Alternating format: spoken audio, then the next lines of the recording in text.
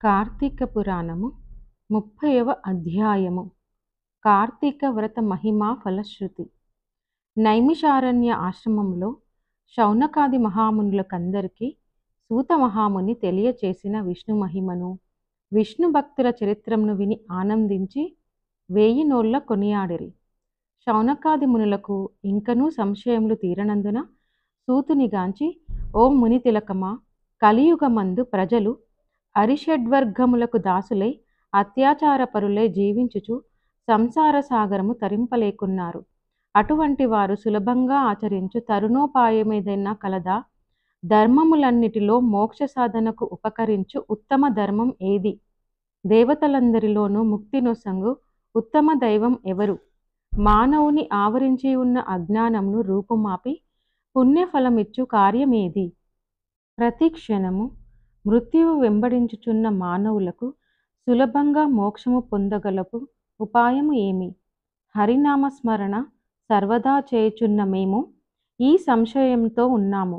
కావున దీనిని వివరించి తెలియచేయమని కోరిరి. అంతట సూతుడు ఆ ప్రశ్నలను ఆలకించి, ఓ మునులారా, మీకు కలిగిన సంశయములు తెలుసుకొనవలసినవి. కలియుగమందలి మానవులు మందబుద్ధులు. క్షణిక సుఖములతో నిండిన సంసార సాగరమును దాటుటకు మీరడిగిన ప్రశ్నలు మోక్ష సాధనము కాగలవు. కార్తీక వ్రతము వలన యాగాది క్రతువులు నడిచిన పుణ్యము, దానధర్మ ఫలము చేకూరును.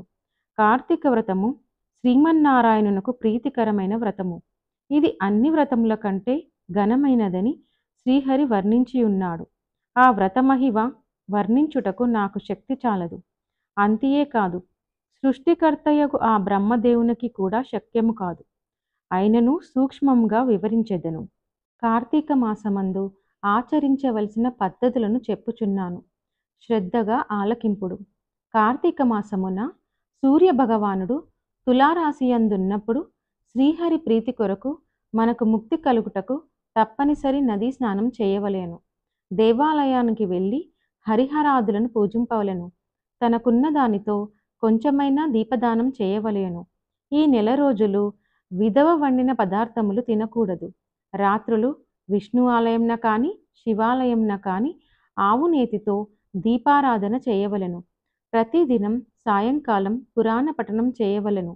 ఈ విధంగా చేసిన సకల పాపముల నుండి విముక్తులై సర్వ సౌఖ్యములు అనుభవింతురు.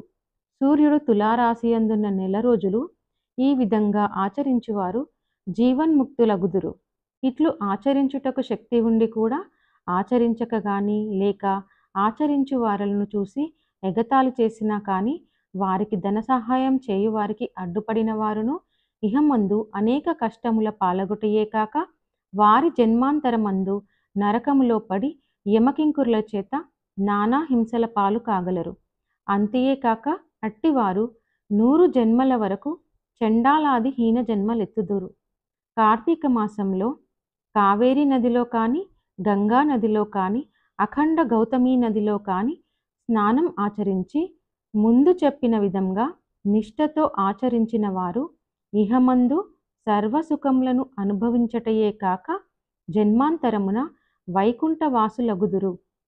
సంవత్సరంలో వచ్చు అన్ని మాసముల కన్నా కార్తీక మాసం ఉత్తమమైనది, అధిక ఫలదాయకమైనది, హరిహరాదులకు ప్రీతికరమైనది కనుక కార్తీక మాస వ్రతం వలన జన్మ జన్మల నుండి వారనుకున్న సకల పాపములు హరించి మరుజన్మ లేక వైకుంఠమందగలరు. పుణ్యాత్ములకు మాత్రమే ఈ వ్రతం ఆచరించవలననేది కోరిక పుట్టును. దుష్టులకు, దుర్మార్గులకు, పాపాత్ములకు కార్తీక మాసమన్నా కార్తీక వ్రతమన్నా ఏవగింపు అసహ్యం కలుగును. కావున ప్రతి మానవుడు ఈ పరమసత్యమును గ్రహించి ఇటువంటి పుణ్యకాలమును చేతులారా విడవక ఆచరించవలెను. ఇటులా నెల రోజులు చేయలేని వారలు కార్తీక శుద్ధ పౌర్ణమి నాడు అయినను తమ శక్తి కొలది వ్రతం ఆచరించి పురాణ శ్రవణం చేసి జాగరణము ఉండి మరునాడు ఒక బ్రాహ్మణునకు భోజనం పెట్టినచో నెల రోజులు చేసిన ఫలముతో సమాన ఫలము కలుగును. ఈ మాసములో ధనము, ధాన్యము, బంగారము, గృహము, కన్యాదానములు చేసినచో ఎప్పటికీ తరగని పుణ్యము లభించును. ఈ నెల రోజులు ధనవంతుడైనను బీదవాడైనను మరెవ్వరైనను సరే సదా హరినామస్మరణ చేయుచు పురాణములు వింటూ పుణ్యతీర్థములను సేవిస్తూ దాన ధర్మములు చేయుచున్న ఎడల వారికి పుణ్యలోకం లభించును. ఈ కథను చదివిన వారికి వినిన వారికి శ్రీమన్నారాయణుడు సకల ఐశ్వర్యములు ఇచ్చి వైకుంఠ ప్రాప్తి కలగజేయును. ఇట్లు స్కాంద పురాణాంతర్గత వశిష్ఠ ప్రోక్త కార్తీక మహత్యమందలి త్రింశాధ్యాయము 35వ ఆఖరి రోజు పారాయణము సమాప్తము.